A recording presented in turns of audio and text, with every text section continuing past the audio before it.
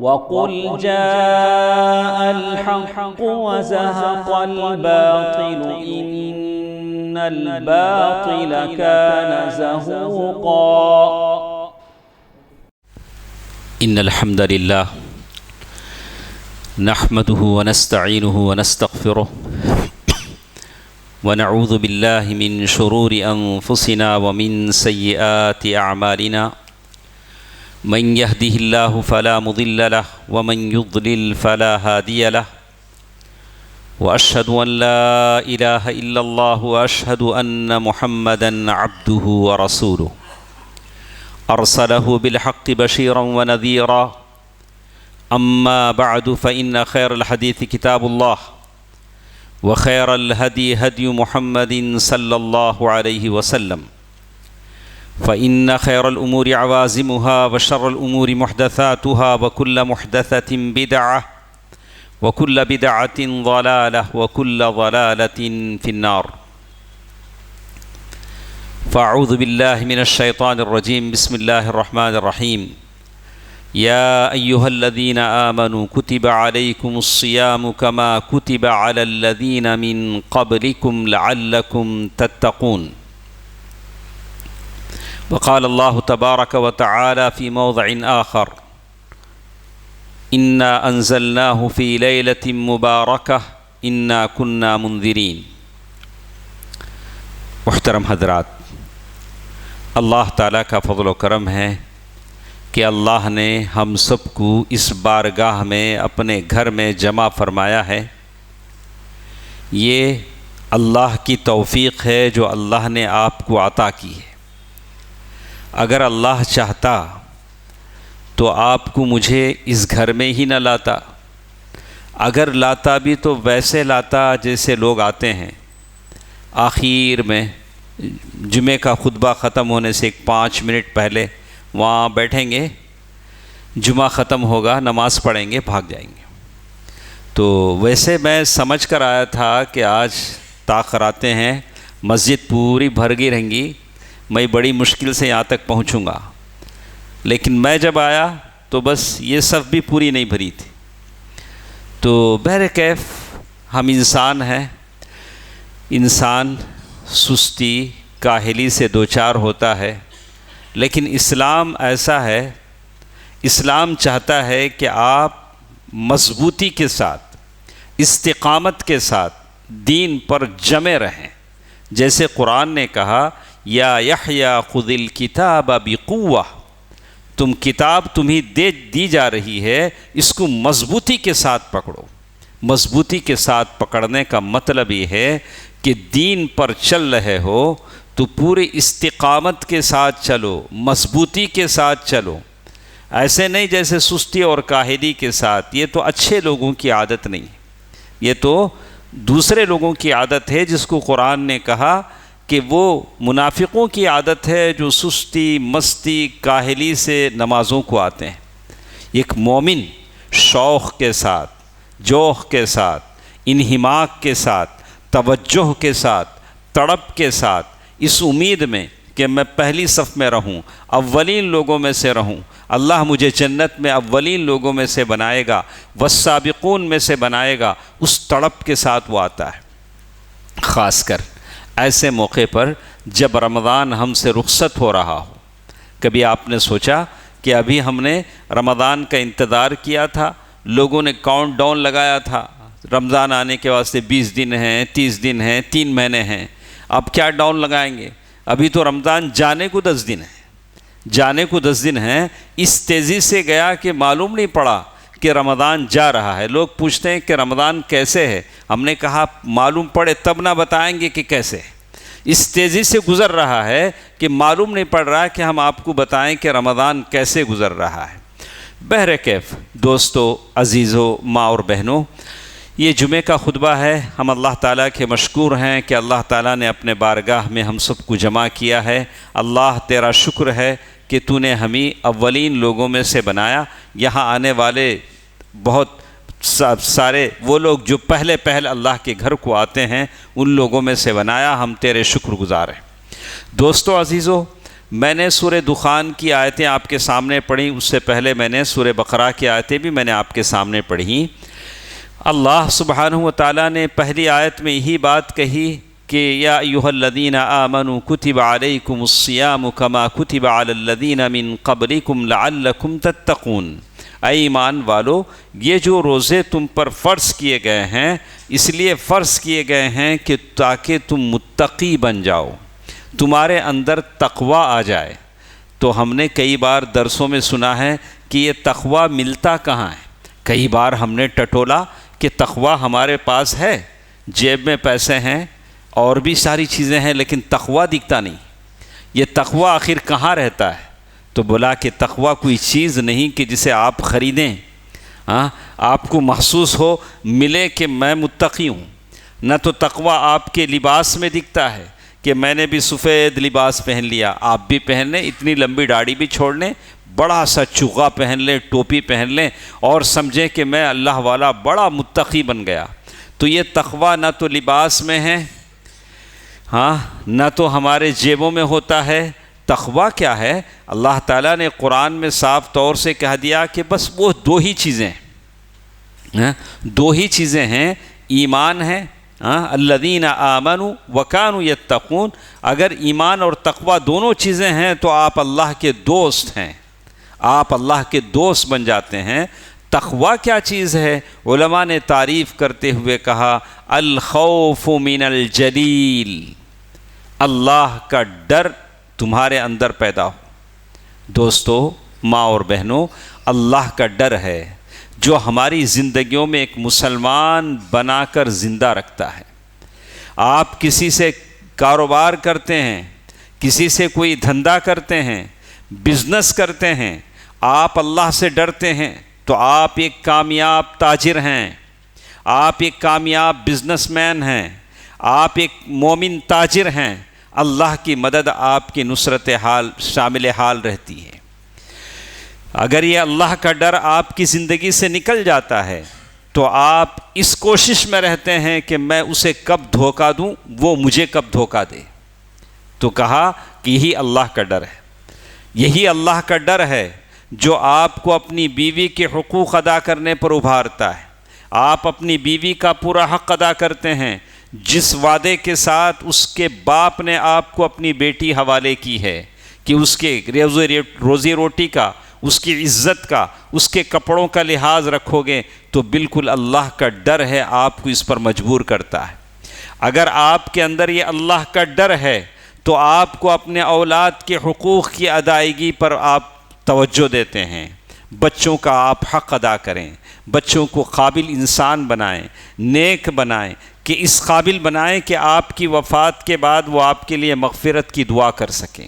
اللہ کہا کہ یہ تقوی ہے، الخوف من الجلیل، اللہ کا ڈر تمہارے اور میرے اندر پیدا ہو، یہ سب سے بڑی چیز ہے، یہی تقوی ہے۔ اگر یہ تقوی ابھی آپ ٹٹولیں، ابھی تو 20 دن ہو چکے ہیں، روزے کا جو مقصد ہے وہ مقصد تو یہی ہے کہ ہم تقوی کی آبیاری کرنا چاہتے ہیں۔ ہم ٹٹول کر دیکھیں کہ کیا اس 20 دن میں ہمارا تقوی بڑا ہے، ہمارے اندر تقوی کچھ آیا ہے، ہمارے معاملات کچھ سیدھے ہو گئے ہیں، لوگوں سے ہم بات چیت کرتے ہیں تو صداقت اور سچائی سے بات کرتے ہیں۔ ذرا سوچ کر دیکھیں، اندازہ لگائیں، اگر نہیں ہیں تو اور 10 دن باقی ہیں، کوشش کریں کہ ان 10 دنوں میں کم از کم صحیح تقوی ہم اپنے اندر پیدا کر لیں۔ الخوف من الجلیل والعمل بالتنزیل، قرآن اور حدیث کے مطابق آپ کا عمل ہو، من مانی نہیں زندگی میں، میرا من جیسے کہے گا میں ویسے چلوں گا، جیسے لوگ چلتے نہیں، جب آئے مسجد میں آ گئے، جتنے رکعت پڑھ لیے، جب بھاگے بھاگ گئے۔ ارے مسجد میں آ رہے ہو، نبی کی شریعت ہے، اللہ تعالیٰ کی، اللہ کے بندے ہو، ویسے ہی عمل کرنا ہے جیسے اللہ اور اس کے رسول نے بتایا۔ یہ شریعت ہے، یہ آپ کی چیزیں نہیں ہیں کہ اپنے من میں جیسے آیا ویسے کر لیا، نہیں، شریعت نہیں، یہ تو شتر بے مہار ہے، یعنی ایسا اونٹ ہے جس کے ناک میں نکیل نہیں ہے، جدھر منہ لگا ادھر بھاگا، ایسا مومن بندہ نہیں ہو سکتا۔ مسلمان کا مطلب ہی یہی ہوتا ہے، الانقیاد والطاعہ، آدمی مکمل اللہ کا بندہ ہے۔ اسی لیے اللہ نے کہا ادخلوا فی السلم کافہ ولا تتبعوا خطوات الشیطان، پورے کے پورے اسلام میں آ جاؤ، شیطان کے نقش قدم پر نہ چلو۔ الخوف من الجلیل والعمل بالتنزیل والقناعہ، یعنی آدمی جو کچھ اللہ نے دیا اس پر راضی ہو جائے، اللہ نے جو بھی دیا ہے اس پر راضی ہو جائے۔ بقیت اللہ خیر لکم ان کنتم مؤمنین، جو بھی اللہ نے روزی روٹی آپ کو دی ہے اللہ کا شکر کریں، حرام کمانے کی فکر نہ کریں، حرام نوالے اپنے اور اپنی بیوی بچوں کے منہ میں نہ ڈالیں، اپنے پیٹ کو حرام نوالوں سے نہ بھریں۔ فالنار اولا بہ، اس کے لیے جہنم کی آگ سب سے بہتر ہے، وہ پیٹ جہنم میں جلائے جائیں گے جو حرام سے بھرے جاتے ہیں۔ بھلے 2 لقمے ہی صحیح حلال اللہ تعالیٰ نے دیا ہے اسے ہم استعمال کریں، اس چیز کو استعمال کریں۔ والقناعۃ بالقلیل، آج کی اس مادیت پرستانہ زندگی میں ایک دوسرے کو دیکھ کر ایک طرح کی رسہ کشی چلی ہے، وہ کماتا ہے تو میں بھی کماؤں، کیسے کماؤں؟ حلال یا حرام جیسے بھی کماؤں۔ ہرگز ایسی بات نہیں ہے، صرف وہی جسم جنت میں جا سکتا ہے جو حلال کمائی سے پلا ہو، وہی دعائیں قبول ہو سکتی ہیں جو حلال قوت ہاتھوں سے اللہ کے بارگاہ میں اٹھی ہوں۔ لمبی لمبی دعائیں لوگ کرتے ہیں، اللہ کے نبی صلی اللہ علیہ وسلم نے حدیث میں بتایا فَأَنَّا يُسْتَجَابُ لَهُ، ایسے آدمی کی دعا اللہ کیسے قبول کرے گا؟ مطعمہ حرام، مشربہ حرام، ملبسہ حرام، اس کا کھانا حرام کا ہے، اس کا پینا حرام کا ہے، اس کا پہنا ہوا کپڑا حرام کا ہے۔ اللہ اللہ یا رب یا رب، اللہ کے سامنے وہ دعا کرتے ہوئے پکارا یا اللہ میری سن لے۔ اللہ کیسے سنے گا؟ تمہاری آواز جو نکل رہی ہے، وہ جو کھانا تم نے کھایا ہے وہ حرام کا کھایا ہے، کسی کو دھوکہ دیا ہے، غلط بولا ہے، کسی کے پیسے مارے ہیں اور کاروبار میں کسی کو نقصان کیا ہے، کہا کہ یہ حرام ہے۔ والقناعۃ بالقلیل، تقوی کی ایک تیسری بات انہوں نے کہی والزاد الیوم الرحیل، آدمی آخرت کی تیاری کرے۔ ہم لوگ دنیا کی بہت تیاری کرتے ہیں، بہت تیاریاں ہمارے پاس ہیں، لیکن آدمی آخرت کی تیاری کرے۔ اللہ کے نبی صلی اللہ علیہ وسلم نے فرمایا یحشر الناس حفاتا عراتا عرلا، اللہ کے نبی صلی اللہ علیہ وسلم نے فرمایا کہ ایک دن ایسا آئے گا کہ لوگ اپنے قبروں سے اٹھائے جائیں گے۔ کیسے اٹھائے جائیں گے؟ ان کے پیروں میں چپل نہیں ہوں گے، ان کے جسموں پر کپڑے نہیں ہوں گے، اور وہ بغیر ختنہ کیے ہوئے ہوں گے۔ جیسے اللہ کے نبی نے یہ حدیث بیان کی، ام المؤمنین عائشہ رضی اللہ تعالی عنہا نے کہا اللہ کے نبی جب لوگ قبروں سے ننگے اٹھیں گے تو عورت اور مرد دونوں ایک دوسرے کو دیکھیں گے؟ سوال صحیح تھا، ام المؤمنین کو فکر تھی کہ کیا ہوگا جب قبر سے اٹھیں گے۔ دنیا میں ہم اتنا حجاب کرتے ہیں، اتنا پردہ کرتے ہیں، کل قبر سے ننگے اٹھیں گے تو لوگ ایک دوسرے کو دیکھیں گے۔ اللہ کے نبی صلی اللہ علیہ وسلم فرمایا کہ اے ابو بکر کی بیٹی، الامر، معاملہ اس سے بھی زیادہ خطرناک ہوگا، معاملہ اس سے بھی زیادہ خطرناک ہوگا۔ ہر ایک کو اپنی پڑی ہوگی، دوسرے کی طرف دیکھنے کی فرصت ہی نہیں ہوگی۔ اب سب بیٹھے ہیں، اچانک چھت پر سے کوئی چیز گر جائے، سانپ بچھو گر جائے، آپ لوگ کیا کریں گے؟ پہلے شیخ صاحب کو باہر بھگائیں گے؟ نہیں، آپ بھاگیں گے، آپ پہلے بھاگیں گے۔ بولے شیخ صاحب جائیں کہیں بھی، ہم اپنی بچائے۔ بولا کہ بالکل یہ تو دنیا ہے جہاں سب ایک دوسرے کو چھوڑ دیتے ہیں، آخرت کا تو معاملہ کیسا ہوگا جہاں نفسی نفسی کا عالم ہوگا، نفسی کا عالم ہوگا، ہر ایک کو اپنی پڑی ہوگی۔ کہا ام المؤمنین عائشہ رضی اللہ تعالی عنہا سے اللہ کے نبی نے کہا کہ اے عائشہ، معاملہ اس سے بھی خطرناک ہوگا، اور سب سے پہلے ابراہیم علیہ السلام کو لباس پہنایا جائے گا، تو معلوم یہ ہوتا ہے کہ بے لباس کافر ہی ہمیشہ رہیں گے، مومنوں کو لباس پہنا دیا جائے گا۔ تو معلوم یہ ہوتا ہے کہ تقویٰ بس یہی 4 باتیں۔ کوشش کریں، جتنے میرے احباب ہیں، جتنے ہمارے ساتھ بیٹھے ہیں، سب سے کہوں گا کہ انہی باتوں کو پیدا کرنے کی اپنے اندر کوشش کریں۔ جیسے ہم نے کہا کہ ایک بات ہمارے ساتھ ہے، الخوف من الجلیل، اللہ کا ڈر۔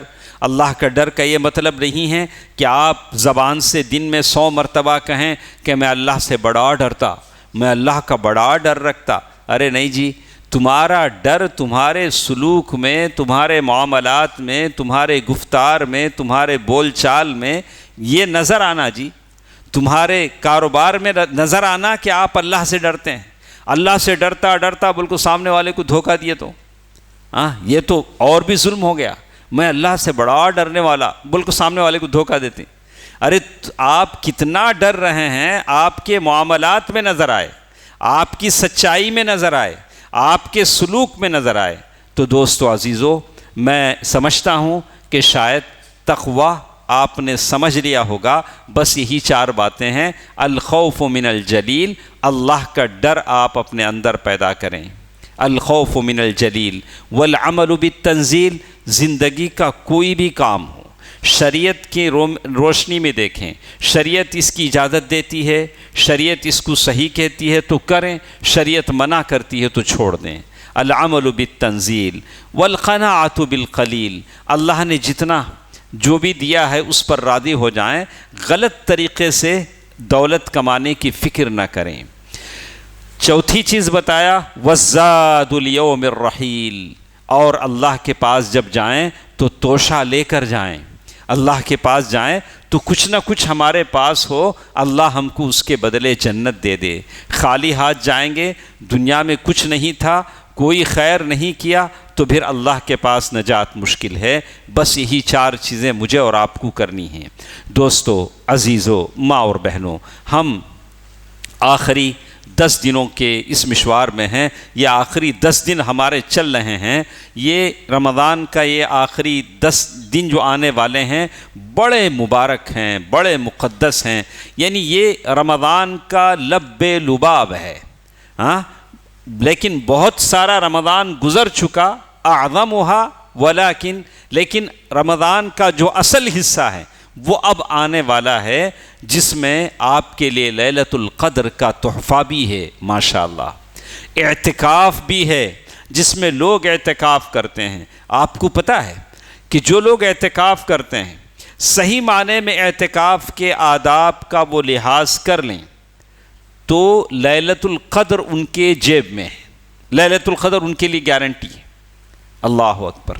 80 پر 4 سال کی عبادت ان لوگوں کے لیے جو اعتکاف میں ہیں، لیکن شرط ہے کہ اعتکاف کے صحیح معنی کے ساتھ انہوں نے اعتکاف کیا، اس لیے کہ اللہ معتکف اللہ کے گھر میں ہوتا ہے، اعتکاف کے حالت میں ہوتا ہے، اور لیلۃ القدر کی تلاش میں ہوتا ہے، اور صحیح معنی میں وہ اللہ سے ڈر کر اعتکاف میں ہیں، تو لیلۃ القدر ہرگز ان سے نہیں چھوٹے گی، وہ لیلۃ القدر کو ضرور پالیں گے۔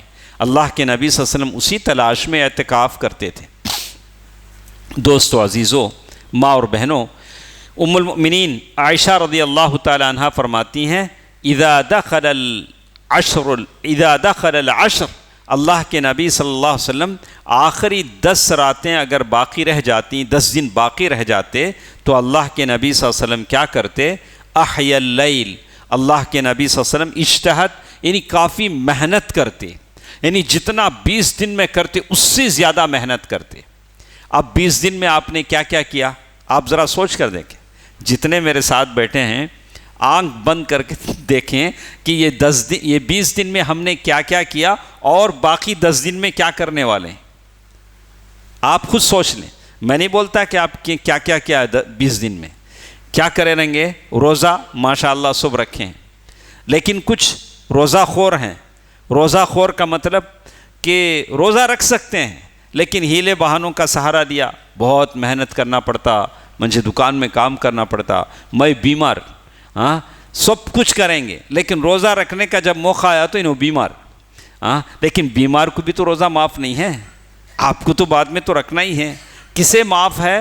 جو مرض مزمن میں مبتلا ہو، ایسی بیماری میں مبتلا ہو جس سے شفا نہیں ہو سکتی۔ اللہ ہر انسان کو بچائے، میں نہیں کہتا مسلمان کو بچائے، ہر انسان کو اس بیماری سے بچائے جو کینسر کی بیماری ہے، بڑی بڑی بیماریاں ہیں۔ ویسا آدمی تو روزہ نہیں رکھ سکتا۔ یا کوئی ایسا آدمی ہے جو B P, high B P والا ہے، شوگر والا ہے، برداشت نہیں کر سکتا۔ لیکن ہم انسان ہیں، اللہ نے آپ کو طاقت دی ہے تو آپ کو تو روزہ رکھنا ہی ہے۔ کہا کہ ایسے ہیلے بہانے، کہا کہ 20 دن میں آپ نے کیا کیا، بقیہ 10 دن میں اور محنت اللہ کے نبی صلی اللہ علیہ وسلم کرتے ہیں۔ اگر آپ نے زکوٰۃ دے دیا ہے، نفلی صدقہ کیجئے، پیسے اور نکالیے، اپنے جیب سے صدقہ کیجئے۔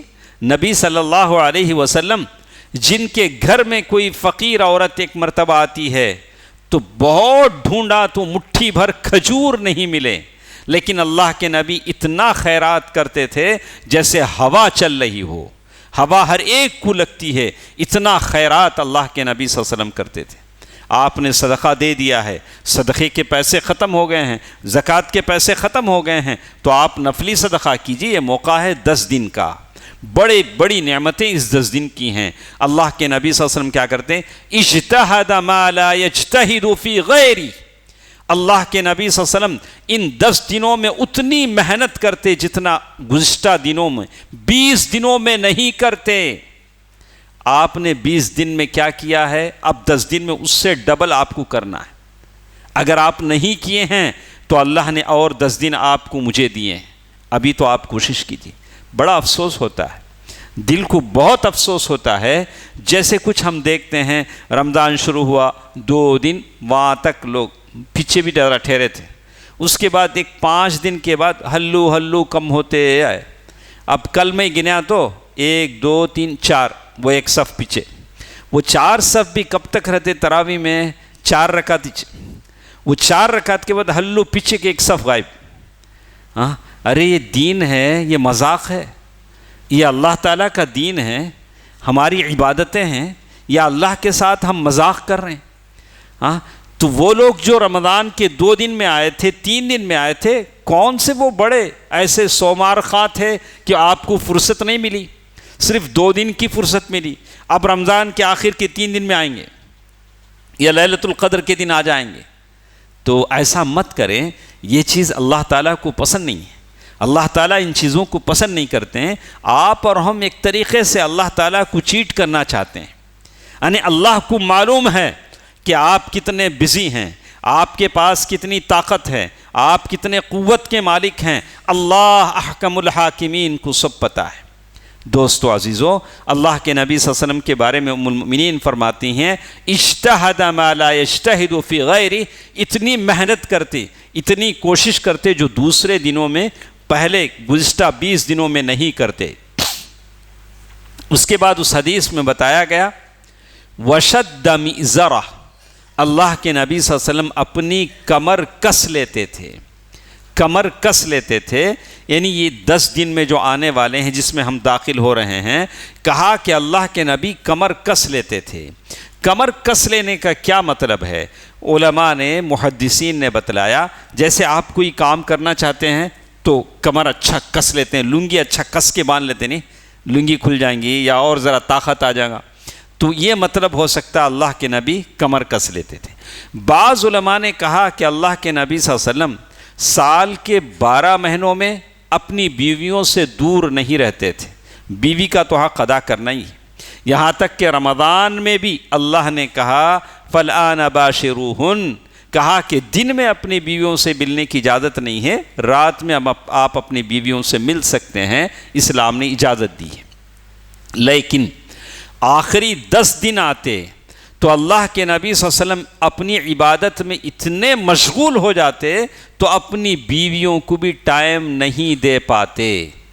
لیکن یہ نہیں کہ جائز نہیں، حرام ہے، ایسی نہیں، کہا کہ اللہ کے نبی صلی اللہ علیہ وسلم کی عبادت کا یہ عالم تھا کہ اللہ کے نبی صلی اللہ علیہ وسلم اپنی بیویوں کو بھی ٹائم نہیں دے پاتے۔ یہ کہا فَالْآنَ یہ اس کا مطلب کہا وَشَدَّ مِئْزَرَهُ، اور پھر اسی حدیث میں بتایا گیا وَأَيْقَظَ أَهْلَهُ، اللہ کے نبی صلی اللہ علیہ وسلم اپنے گھر والیوں کو بھی جگاتے، ویسے تو سال بھر جگاتے، اور کبھی اللہ کے نبی صلی اللہ علیہ وسلم اپنی بیٹی کے گھر جاتے، داماد علی دونوں ان کے گھر جاتے، جا کر وہاں دروازہ کھٹکھٹاتے، بولتے الا قوما فصلیہ، علی اور فاطمہ اٹھو اور نماز پڑھو۔ یعنی کبھی اللہ کے صواحب الحجرات، کبھی اللہ کے نبی نے فرمایا کہ کوئی ہے جو ہمارے گھر والیوں کو جگائے، یعنی اللہ کے نبی صلی اللہ علیہ وسلم اپنے خادم سے کہتے، خود اپنے گھر والیوں کو جگاتے۔ تو کہا کہ یہ 10 راتیں ایسی ہیں جس میں خود بھی جاگیں اور اپنے گھر والوں کو بھی جگائیں۔ اور اس حدیث میں ایک اور لفظ بھی ہے، وَأَحْيَا اللَّيْلَ كُلَّهُ، وَأَحْيَا اللَّيْلَ كُلَّهُ، اللہ کے نبی صلی اللہ علیہ وسلم ساری رات جاگتے، ساری رات جاگتے۔ ابھی ایک صاحب نے سوال کیا کہ اگر ہم لوگ محنت مزدوری کرنے والے لوگ ہیں، اگر ساری رات ہم جاگیں گے تو پھر صبح دانا پانی کے لیے کیسے محنت کریں گے، کیسے؟ علماء نے 2 رائے اس میں دی۔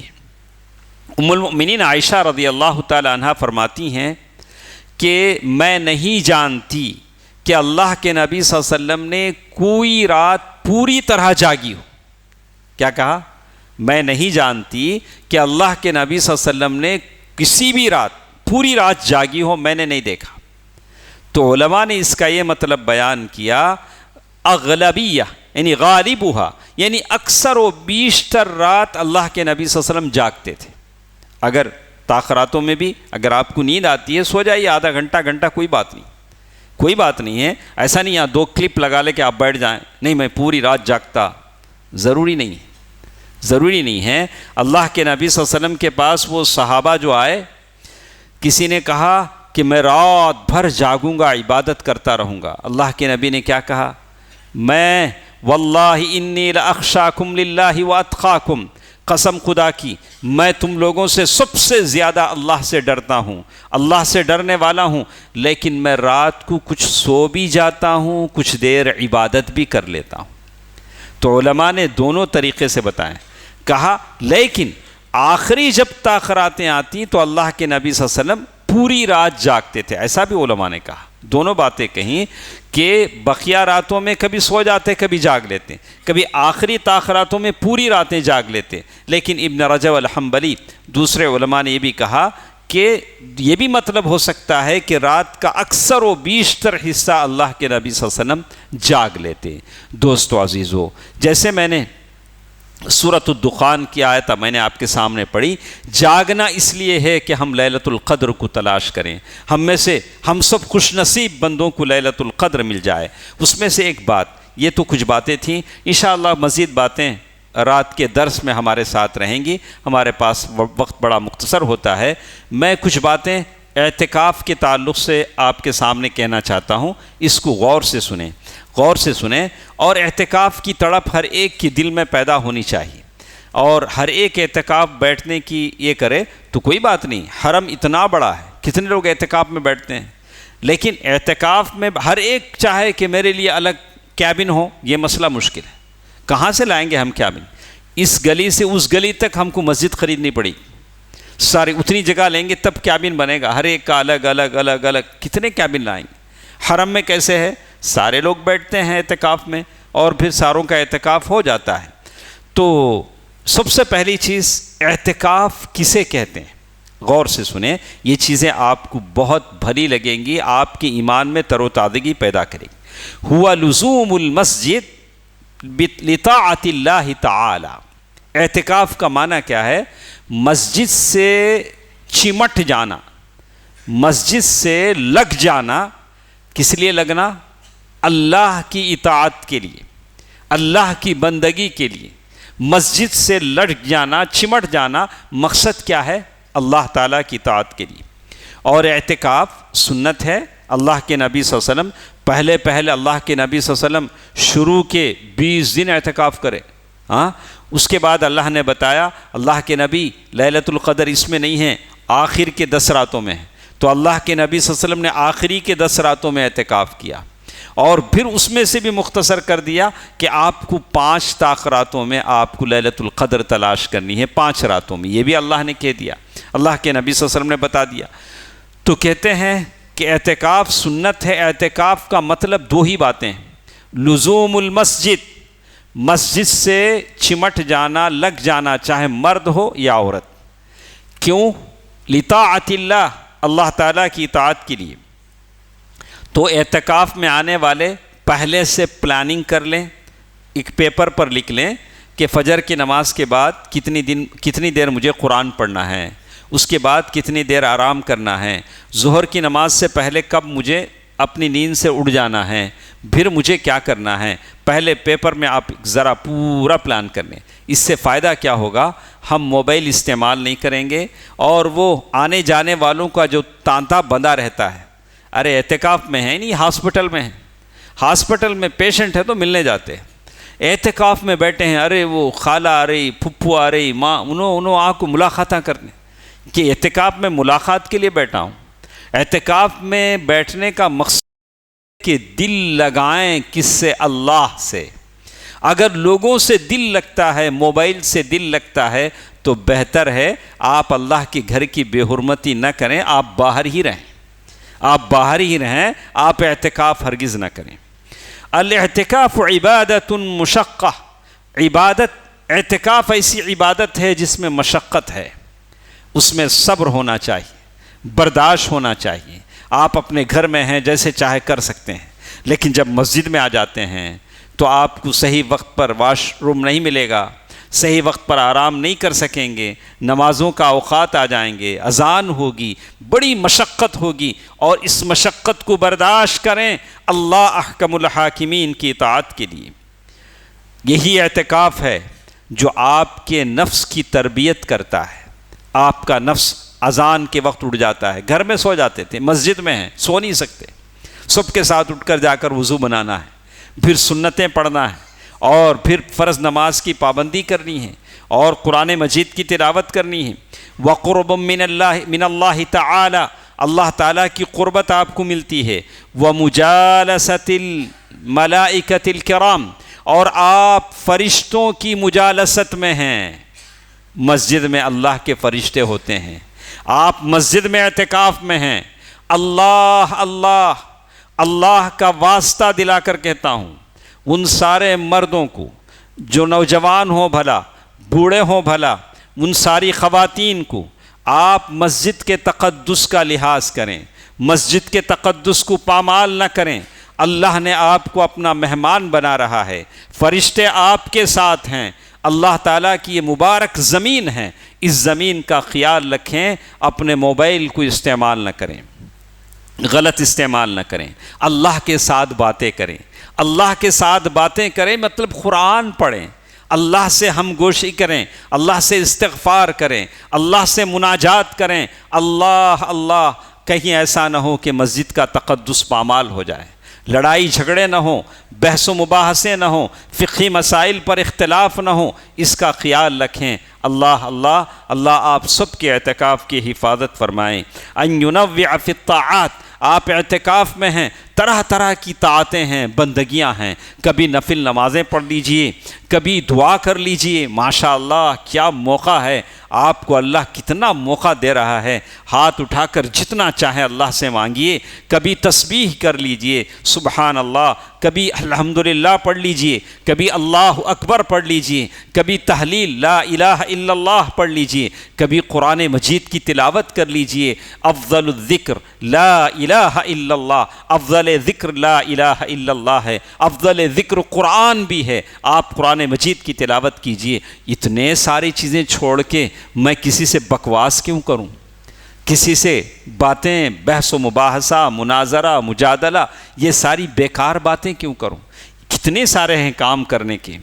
البدن، ایسا نہیں ہے کہ میرا بدن تو معتکف ہے، میرا دل اعتکاف کے باہر ہے، ایسا بھی کبھی ہوتا ہے، ایسا بھی کبھی ہوتا ہے۔ آدمی اعتکاف میں ہوتا ہے، آدمی کا دل اعتکاف کے باہر ہوتا ہے۔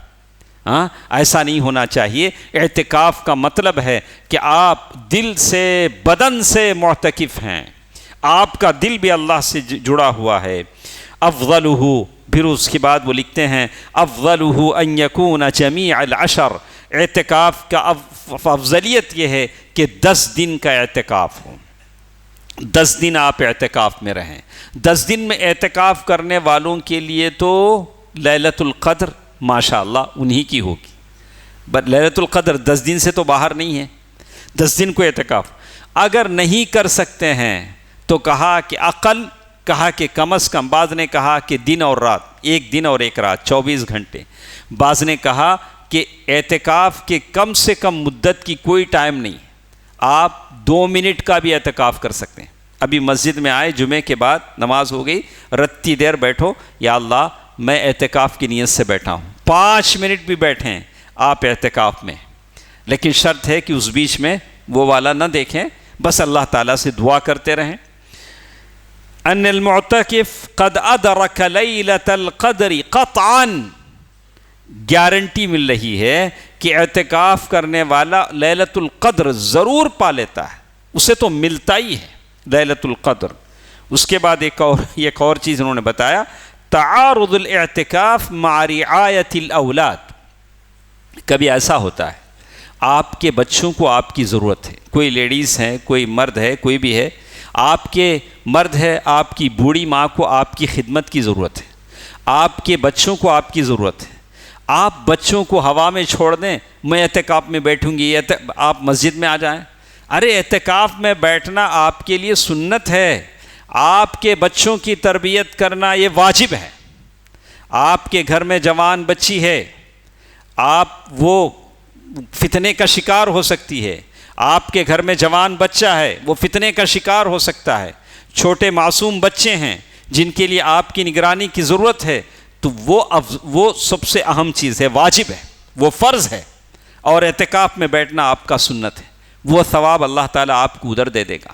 اپنے بچوں کی نگہداشت کریں گے، کسی کا شوہر ہے وہ آپ کی خدمت کا محتاج ہے، وہاں آپ رہیں گے، اللہ تعالیٰ وہ ثواب آپ کو ادھر دے دے گا۔ اخطر الجوارح فی الاعتکاف جارحۃ اللسان، اعتکاف میں سب سے ڈینجر چیز جو انہوں نے کہا وہ آدمی کی زبان ہے۔ زبان سے، اعتکاف میں آنے والے سارے مرد اور عورتیں سب نیک لوگ ہیں، آپ نے کسی کو اپنے سے کمتر سمجھا، آپ نے اپنے ساتھ اعتکاف کرنے والوں کی ذلت کی، حقیر سمجھا اور ان کو کمتر سمجھا، تو اعتکاف گیا، اعتکاف بیکار ہو گیا۔ آپ نے ایک مومن کی ذلت کر دی۔ اپنی زبان کو سنبھال کر رکھیں، 10 دن اگر ہم سنبھال لیتے ہیں تو ساری زندگی اپنی زبان کو سنبھال لیتے ہیں۔ اعتکاف کرنے والوں کے لیے سب سے بڑا چیلنج ہے کہ آپ اپنی زبان کو کیسے کنٹرول رکھتے ہیں۔ ایک اور چیز جس کے بارے میں انہوں نے کہا، ان یفرقوا بین الاعتکاف الخلطۃ والفضول الاخرى، کہا کہ اعتکاف کرنے میں بھی فرینڈشپ رہتی، 2 فرینڈا مل کو بازو تکے ڈالے کو ہمیں دونوں یہاں اعتکاف کریں گے۔ اب اعتکاف کم ہوتا، قصے کہانیاں زیادہ ہوتے ہیں۔ بولا کہ ایسا نہیں ہونا چاہیے، ہم لوگ مسجد میں آئے اعتکاف کے لیے، اللہ سے فرینڈشپ کرنے کے لیے، اللہ تعالیٰ سے جوڑنے کے لیے۔ کیسے؟ انہوں نے ایک واقعہ لکھا، میں بتاتا ہوں آپ کو۔ تو ایسے لوگ الگ الگ رہ جائیں، بولا تمہارا میرا ٹینٹ یہاں رہتا، تاکہ ہم لوگ آپس میں بات نہ کریں، تھوڑا اللہ تعالیٰ کے لیے وقت نکالیں۔ اعتکاف کرنے والوں کے لیے سب سے بڑی چیز ہے۔ اس کے بعد جو لوگ اعتکاف کرنے والوں کی خدمت کرتے ہیں ان کا بھی بڑا ثواب ہے، ان کو بھی اللہ تعالیٰ بڑا ثواب دیتے ہیں جو اعتکاف کرنے والوں کی خدمت کرتے ہیں۔ اس کے بعد آخری چیز انہوں نے بتائی، روح الاعتکاف تخلیۃ القلب للہ تبارک و تعالی، اعتکاف کی جو روح ہے، ایسنس ہے، وہ کیا ہے؟ تخلیۃ القلب، دل کو صرف اللہ کے لیے خالص کر لینا، دل میں کوئی اور چیز نہ ہو، کوئی اور تڑپ، کوئی اور کوشش، دیکھیں گے موبائل میں کیا ہے، اس میں کیا ہے، انہیں کیا بولتا، انہیں کیا سنتا، نہیں، تخلیۃ القلب للہ تبارک و تعالی، آپ کے دل میں صرف اللہ تعالیٰ کی محبت ہو۔ دیکھیے عطا بن یسار وہ کہتے ہیں، مثل المعتکف کرجل لہ حاجۃ الی عظیم، اعتکاف کرنے والے کی مثال ایسی ہے جیسے کسی بڑے آدمی سے اسے کچھ لینا ہے، 1 سے 2 بار گھر کو گیا، یا ہیں انہوں نہیں ہیں، تیسرے بار کیا کرا, سیدھا آ کو چوکھٹ پہ بڑھ گا, بولا انہوں باہر آئیں گے نہیں, میں پکڑ لوں گا. اب وہ بیٹھا ہے, بیٹھ کر کیا کہتا ہے, لا ابرح حتی تقضی حاجتی, میں یہی بیٹھا رہوں گا جب تک آپ میری ضرورت پوری نہ کریں, میں یہی بیٹھا رہوں گا. تو یہ اعتکاف کرنے والے مرد اور عورتیں 10 دن اللہ کے گھر کے دروازے پر بیٹھے ہیں کہ لیلۃ القدر کا ثواب ان کو ملے اور یہاں سے وہ جائیں. تو بیٹھنے کے جیسے آداب ہوتے ہیں ان آداب کا لحاظ کریں. الاستغفار فی حال الاعتکاف, اعتکاف کی حالت میں بالکل وہ استغفار کرتے رہیں. بہرکیف باتیں بہت ہو گئی ہیں, بہت لمبا وقت نکل گیا اب, ہاں لیکن یہ ضروری چیزیں تھیں اس لیے کہ آپ کو لیلۃ القدر ملنے کے لیے اتنا ٹائم تو دینا ہی تھا. ہاں اگر اعتکاف کرنے والوں کو لیلۃ القدر کا 80 پر 4 سال کے لیے تو 45 منٹس تو دینے ہی تھے. اللہ تعالیٰ سب کو لیلۃ القدر کا ثواب عطا فرمائے. اللہ سب کو رمضان کی خیر و برکت عطا فرمائے. سارے احباب سے کہوں گا کہ 10 دن ہمارے پاس ہیں, سر جوڑ کر محنت کریں. اللہ تعالیٰ سب کو یہ توفیق عطا فرمائے. اے الہ العالمین, جتنے ہمارے ساتھ بیٹھے ہیں سب کو تیرے نعمتوں سے نواز دے. یا اللہ تیرے خزانے سے عطا فرما. جتنے بیمار ہیں انہیں شفایابی عطا فرما, شفاء کلیہ عطا فرما, شفاء عاجلہ عطا فرما. یا اللہ ہمارے جتنے لوگ جو دنیا سے جا چکے ہیں ان تمام کی مغفرت فرما, ان کے قبروں کو نور سے بھر دے. آمین. صدق اللہ العلی العظیم ونفعنی وإیاکم بالآیات والذکر الحکیم. انہ تعالی جواد ملک کریم والرؤوف الرحیم.